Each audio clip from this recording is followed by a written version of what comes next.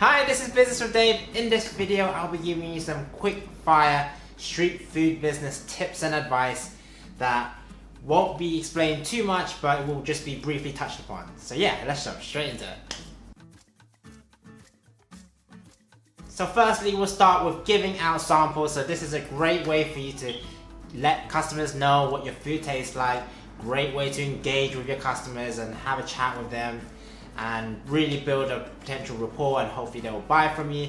And lastly, for you to showcase what your business is all about and what your food is all about as well.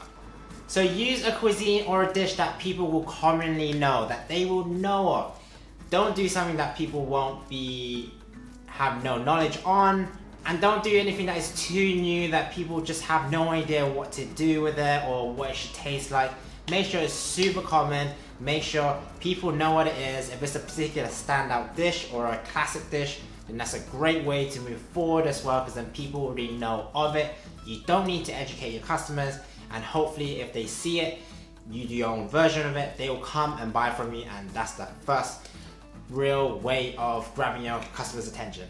So next is you want to carve out a potential niche of your street food in that particular market. So if there's a market that you want to go do your street food business in, look at what is around, see what is missing, and then hopefully if you see something that you could definitely see a potential for, go and do it.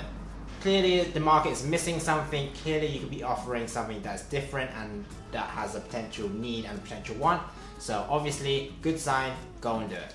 Be creative with your business name. You don't want something boring, you want something to be quite exciting, something that is quite bold, something that will tell the customers about you and your business and how your food should or shouldn't taste like, and what is it about you that people should buy from you instead of someone else. If you can add a bit of personality, that's great. If you can add a bit of flair, but obviously if you want to be nice, classic, straightforward, that is also perfectly fine. It's just a bit interesting if you could have a nice edge to it. And it also gives customers something to remember you by, and that's the thing. You want customers to remember you, your business, and your food. And the best way of doing that is hopefully by how your store looks and hopefully your business name as well. So when you're coming up with your menu, make sure you have about 2 or 3 solid meat options and 1 solid vegan option. This just makes a complete menu really straightforward for the customers. It makes you focus on 4 different dishes that hopefully you have a good handle of. You could do amazing, you could do perfectly, and that just gives customers more choice, so they could choose something alternative. So if it's like pork, chicken, beef, and a vegan option, that's always a good choice, because then customers could choose which one they prefer in a different style of dish or cuisine that you're doing. And that's the key here, offering choice. Customization is always a good way for grabbing customers and letting them know that you are offering something different and that you could cater to their needs as well. Cook the food you love to share. Super important. If you don't love what you're doing, if you don't find passion, if you can't get up in the morning, you won't be able to show that to your customers. You won't be able to show that through your food. So as long as you sort of know what you want to do and you have a real passion for it, it really comes out in your food. It comes out in your presentation. It comes out in how you set up your store. So as long as you sort of have that rough idea that you do want to do this, you do want to share your food, share your vision for what your business is all about, share your story, then that's always a good start for customers to recognize you and your business, and also for them to hopefully share your story to their friends and family as well. So people like customization, and this is where you can have control over that. If customers don't like coriander, you don't need to put it in. If people don't like salads, you don't need to put it in. You give the customers what they want, they pay for it, and they're happy to do it because you're offering that sort of customizational service. Obviously, if everything's fixed, there's less flexibility, you're not really adapting to the taste, but obviously that can still sell. But if you can up your game and add that customizability, then that will make you stand out from the rest of your competitors, and also it will make your customers remember you as well. And obviously you can charge a premium as well, and customers will be happy to pay that. Make sure you can afford the pitch. So this is the location, this is your rent. The worst thing to be doing is you are placed in a really expensive location and you're not you're just covering cost, or you're not really making enough sales, or there's just not enough customers. You want to make sure it's worthwhile for you, make sure it's affordable, make sure you know how much you need to sell in order to make sure it's worthwhile. Because if you can't afford the pitch, there's really no point doing it, because you're more or less doing it for free then, or just break even. And that's the thing you want to avoid. Which brings us nicely to the next point. Make sure you know your break even. So this is where you factor in your costs, your food costs, your labor costs, your pitch costs, all the other stuff like gas and renting and stuff like that, where you need to factor in how much you need to sell in order to cover your costs and in order to make sure it's worthwhile for you to carry on doing it. So make sure you add your own salary, or if you have a target of making £100 or £200 on top of all your costs, that's also a great way to be able to see that and have it laid out, so then you can sort of work around it and analyze the different costs and how you can cut it down and hopefully make more sales as a result as well. Don't forget to trial and error your food. Make sure your food tastes delicious. Make sure it is the best tasting burrito, burger out there. Because the worst thing you could be doing is for customers to be going to your food store, buy a burger, and it is the worst tasting burger ever. They will never come back. They will spread bad word of mouth about you. They will never ever come back again, and obviously your business will tank as an outcome, as a result. So make sure your food tastes good. Make sure you try it. Make sure you give other people to try, so they can give you hopefully criticism and improvements to be able to do upon your food. But obviously, good food sells, bad food really goes down the drain, so do pay attention to that. And obviously it's a street food business, so you gotta do some good street food, guys. Another finance tip, so make sure you know your margins. Like the previous 2 points, you want to make sure you can add a good percentage on top of what your potential costs are. Make sure it's worthwhile for you, make sure it's worthwhile to pay your staff, your suppliers, and for making sure that it can carry on going throughout the year. If you want to do it long term, obviously there'll be off-peak seasons and on-peak seasons, so you want to make sure you maximize on-peak seasons, and hopefully they can offset some of the off seasons that it will be quite quiet, and this is where it will be the balancing act. This will be dependent on the cuisine that you're doing, the market you are stationed at, and how many people will be out there, so do consider some of those factors as well. Having a team of 2 or 3 can really make a big difference. Obviously, if you want to start your own business, you can't do everything yourself, particularly if it's a street food business, and especially if it's kind of a small operation as well. Ultimately, if you can have some help in terms of making stuff, taking orders, sorting out supplies, driving you there, or you driving and people moving stuff around, setting up, that will put weight off your shoulder. You would have more time to focus on the more important stuff, whether that's customer service or making sure you get all the cooking right and stuff like that. Having the extra hands will help you in the long run. It will stop you from burning out, which is exactly what you don't want to be doing. And especially early mornings, driving up, moving all your stock, prepping, tidying up, serving. It's a lot to handle for one person. So if you have a team of 1, 2 people, this could be friends and family that could be helping you in the beginning to hopefully see where it goes, or as you go along you can hire help, but always have an extra pair of hands. An extra 1 or 2 will not harm your business, as long as you can make sure you can pay them, obviously with your sales.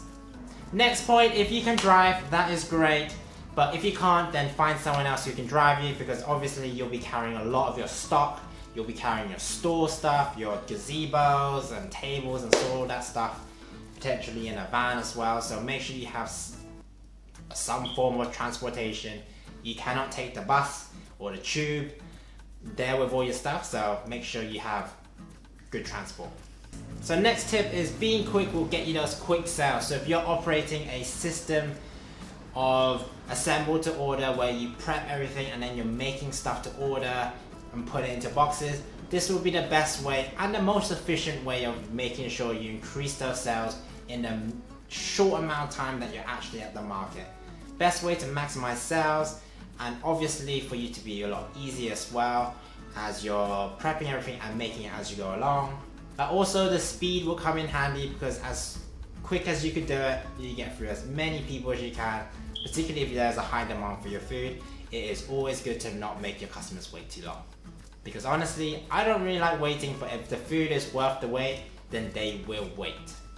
In terms of pricing, if you could price yourself between medium to high end pricing, then you're in a nice bracket where if it's too low, it doesn't seem like it's low quality, or it just doesn't look too good. But if it's in medium, where you're quite competitive with those who are sort of selling premium street food, then you're in a nice balance, and then hopefully you have good margins on your different dishes as well. But obviously it can go both ways. You really need to look at what kind of food you're selling, what kind of food is already at the market, and how you want to make sure you're price competitive enough where if customers have a choice between you and someone else, why would they choose you and why would they choose someone else? Make sure you give them enough reasons to choose you and not them. Because guys, it's a dog eat dog world out there. Every man, woman for themselves, so make sure you're competitive enough and that you're not going to shy away from it, because it will depend on you to be able to make a difference and for you to make those sales. So on to the next tip. So people will pay more for an experience. This is more specific to made to order food. So if you have everything raw there and a customer orders a particular type of burger or something, and you are making it there, you are providing that visual experience, you're making all that noises, those smells, attracting those customers. This is where you're offering something different to the customers where you would not have in a assemble to order type system, but you're giving those customers this experience, and that they're willing to pay more because they won't often see how it's being made, but you are offering that experience. Next tip is to have a pen and paper on hand always. Sometimes, obviously, if you have technology like an iPad or something like that, where you're taking people's orders, if that fails or if something doesn't work, you will always have a pen and notepad to take people's orders and carry on your business as you go along. Or sometimes if you want to go old school, just use pen and paper, take down orders, save yourself some money, and just make those orders as you go along. So the next point is to fix your menu. So this is where you sort out your 2, 3, 4 main things that you know that will sell, hopefully on and off peak seasons.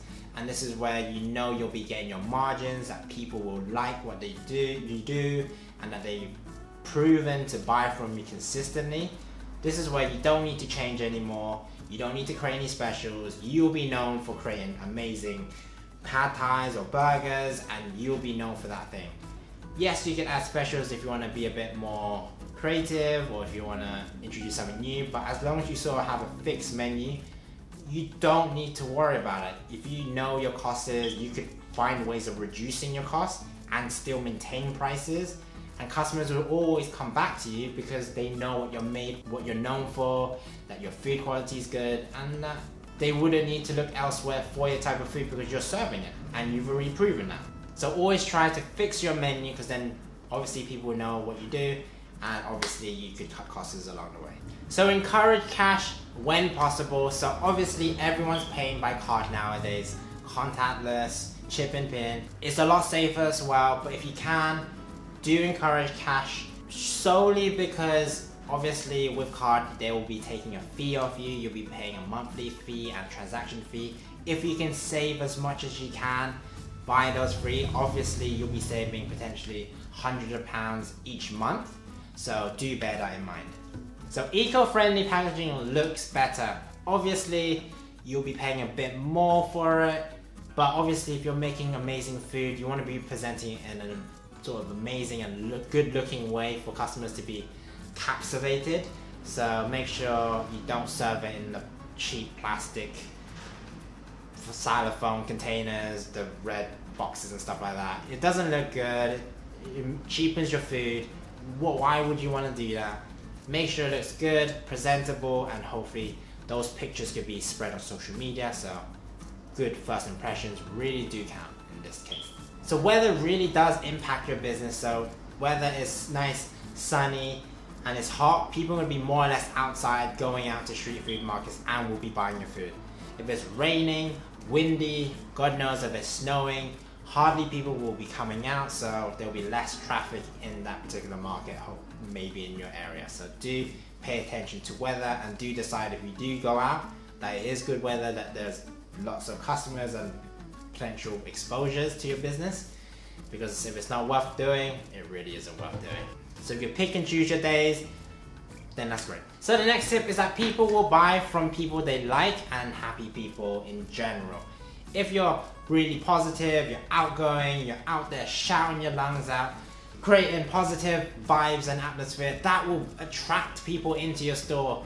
If you send out negative vibes and just like you have a frown face and you just look miserable, no one's gonna come buy from you. They'll just assume that your food is exactly the same way that you are presenting yourself. Avoid that.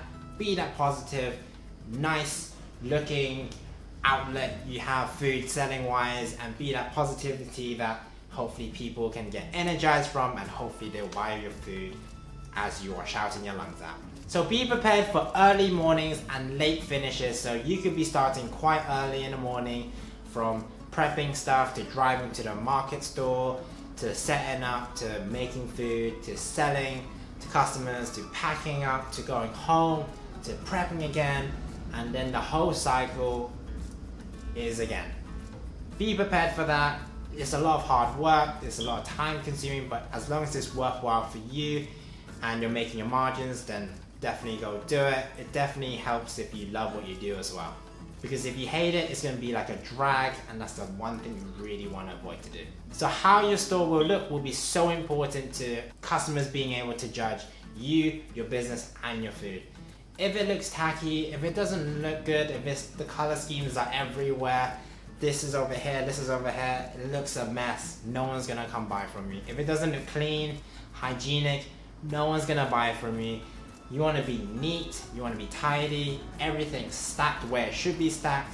Make sure it's presentable, and you're presenting your food in the best way possible so customers can see what they're buying into, and that it looks good and it looks clean.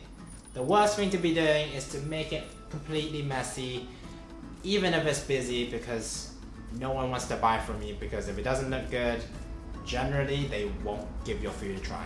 Even if your food tastes good, they're not gonna buy from you because it just looks chaotic, and that's the thing you want to avoid. So this is a nice tip as well, and one that I picked up when I was doing my market store, is that if you are next to a mega supermarket, which is like 5-minute walk away, then that is a massive plus for that location, because you could potentially buy all your ingredients from that supermarket cheaply and making it at the market and making your margins. Yes, you could be buying it from another supplier who is sending it to your home or another kitchen, but if you can conveniently buy everything in that mega store, 5 minutes walk away, and bring it back to your store, it saves you so much time. You could be doing all your prep on the day, cooking everything, and I've seen stores make amazing food out of all the basic stuff, basic ingredients. And that's a testimony to the person who's cooking the food. If you can make something out of really basic stuff and turn that into a profit, dude, you are a cook and you know how to do business, which is a big thumbs up from me. If you have a storage unit conveniently located near the market as well, that is also a massive plus, just because you don't want to be moving stuff up and down your house every single day, or if you only do it on the weekends, every single weekend. It's a lot of work, you're carrying a lot of stuff. If it's conveniently located where there's a storage unit and you can move the stuff when you're on the trading on the day, that's a big plus. Saves you time, saves you energy, and it saves you from buying a van or renting a van, and obviously additional costs, but obviously more space for you in a storage unit to hopefully save time and money. Reinvest your money into making your dishes onto the next level. Again, if you can fix your best sellers, that's the best way of doing it. That's your menu sorted. If you can up how your store looks or presented, then you're upping another level. Hopefully you can add an extra, you could hopefully charge a premium price for it, or you can add a couple costs. If you become well known for something as well, and people will come for you for a particular dish, that's always a massive plus. But it's all about reinvesting your time, your money into improving your business. You can never stop improving your business, because if you do stop, there could be a time where a new competitor comes in, takes all your business, does all the stuff that you don't want to do but better, and you could be losing your customers and you could be losing your business. Thing you should avoid at all costs. So make sure you're continuously improving in that sense, just so that you're one step ahead of anyone who is trying to overtake you. And believe me, there's so many businesses that I've seen do really well first couple of years, and then someone new comes in, someone younger, someone brighter, or someone who's just got a new idea and they just smash it out the park, and then they just never see it coming. They never see it coming, they go out of business, and it is just a story now. So make sure you set reasonable expectations. So this is where you know your break even, so you know how much you need to sell in order to cover all your costs. You need to know how much your minimum expectation should be. This is where it's still worthwhile for you to do. Obviously it's still on a lower end, but it's still worth you doing day to day. And the next sort of aim is to make sure it's the ambitious. You are trying to aim for this sales figure. For example, if your minimum is £500 and your key, if you can get it, you'll be so impressed, you'll be happy with yourself, it's 800.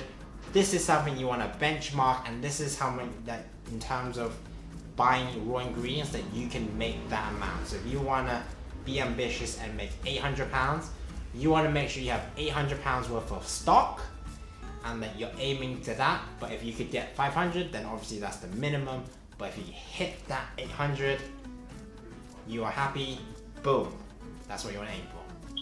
And then you can work your way towards that. If you slowly build up from 500 to 600 to 700 to 800 over the course of 6 months, then obviously you are doing your groundwork, you are improving as you go along, and customers are clearly liking your food, liking your business, and telling their friends and family about you. Then you are improving as you go along, because you have that ambitious aim and that you have that amount to look forward to hopefully achieving.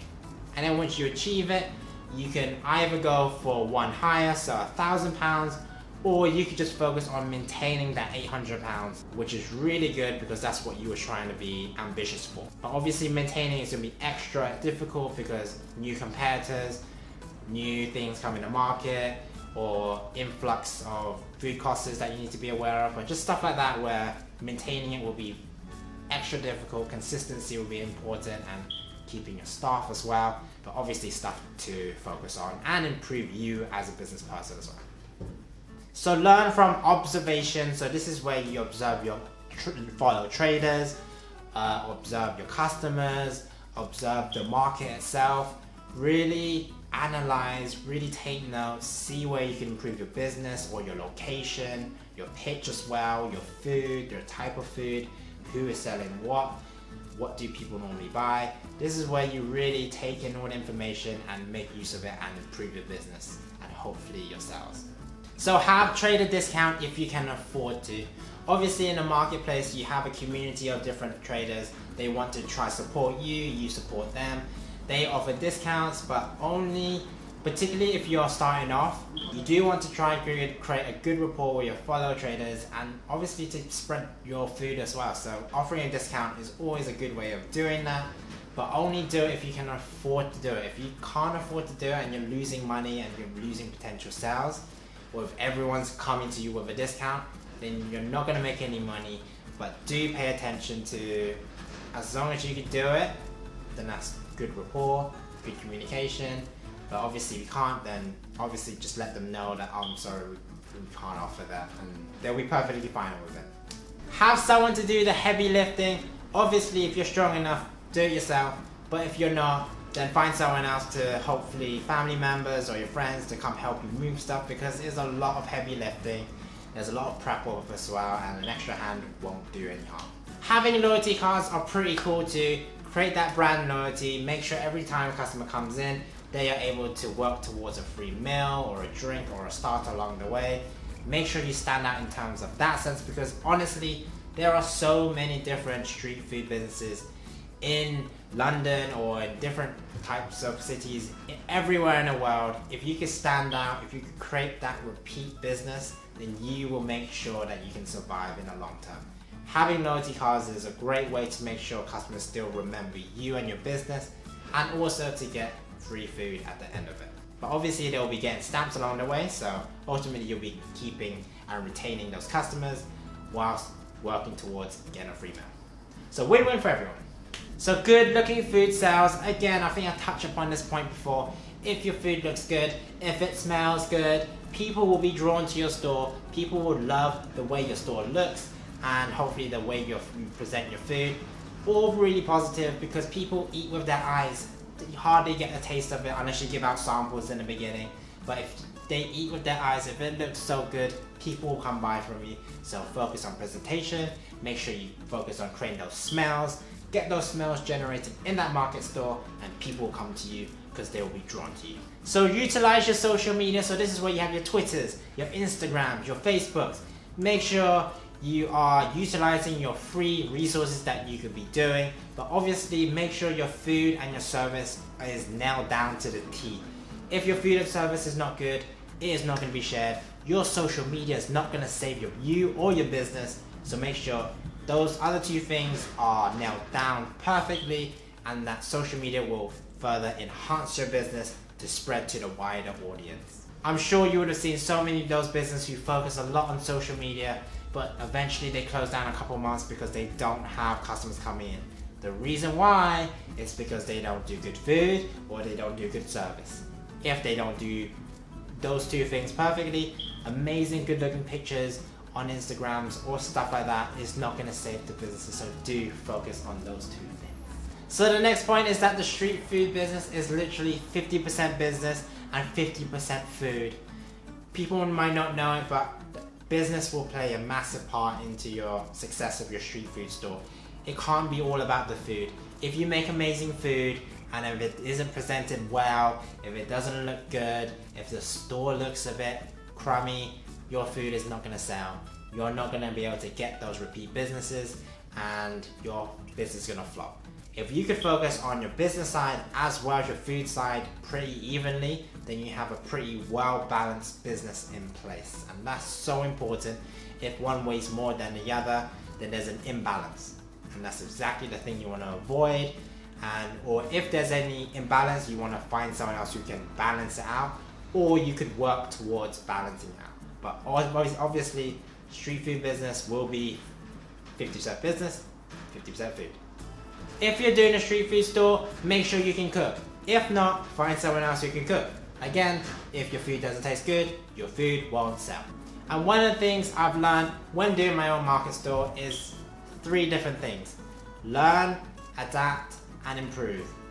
These 3 things will make sure your street food business will be a success. Number 1, make sure you're learning along the way and that you're consistently learning from either books, videos, looking at people, observing different market stores and different businesses, and improving your business as an outcome. Adapting, this is where you look at different market stores and how they've changed, or how you could change your model, or how you're serving your business or like serving your food to your customers. And lastly, to improve, which is where again you're improving as you go along, because you can't have a business if your business is not doing well. You should definitely change it up. You definitely improve, and the way you're doing that will be deciding on how successful your business will be in the long run. So my last tip, and I'm so sorry that this video has dragged so long. Literally I thought I'll cut it down a bit shorter, but clearly there's too many points in there to not leave out, and hopefully you've taken some points of these to your business or starting your business. But my last point is to be bold, be different, and to make sure you stand out from the crowd. Super important, it's worthwhile for you to do. The payout is good, you love what you're doing, you love what you're serving, and making sure that it's different, that it will make your business stand out from everyone else. There's so many copycat street food stores. There's so many businesses that just looks quite similar but doing different things, or the same things slightly different. Make sure you're doing what you want to be doing in a unique, bold and different way, and make sure you can build a sort of business and a community around your business. So hopefully this could be your long-term job, or if you want to work towards starting or owning your own cafe or restaurant business, starting your own market store is a nice easy way to get yourself into that sort of industry and learning as you go along, because you're starting off from scratch. But obviously in a purely business sense, super difficult, super rewarding. You'll be achieving so much if you can learn along the way towards your ultimate aim. But obviously starting a street food store is a nice starting point. Thanks for watching this video, guys. Hopefully you found this video useful. If you did, like this video. Again, I'm so sorry it's dragged on this really long video, but hopefully you do take some of these points, take it on board, and yeah, be practical with it. Do like this video and subscribe to the channel. Would love to see those numbers go up. Every subscriber that subscribes, I'm just like, yes.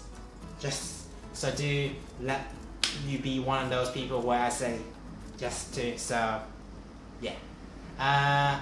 If you have any questions, leave in the comments below. But I've been Business with Dave. I will see you in the next video. See ya.